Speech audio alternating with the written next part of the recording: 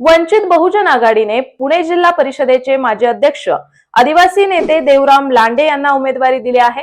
त्यामुळे महाविकास आघाडी आणि महायुती यांची गणिते बिघडू शकतात आणि देवराम लांडे जायंट किलर ठरू शकतात। त्यामुळे ही निवडणूक चौरंगी होईल असे चित्र असताना प्रकाश आंबेडकर यांनी या मतदारसंघात मोठा डाव टाकला आहे। पुणे जिल्हा परिषदेचे माजी अध्यक्ष आदिवासी नेते देवराम लांडे यांना वंचित बहुजन आघाडीची उमेदवारी दिली आहे।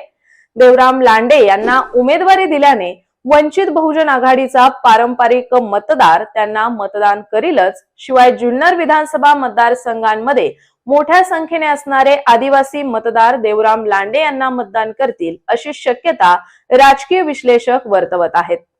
गोरगरिबांचा आवाज विधानसभेत पाठवण्यासाठी वंचित बहुजन आघाडीचे अधिकृत उमेदवार देवराम सखाराम लांडे यांना 3 क्रमांकाचे गॅस सिलेंडर या चिन्हासमोरील बटन दाबून प्रचंड बहुमताने विजयी करा।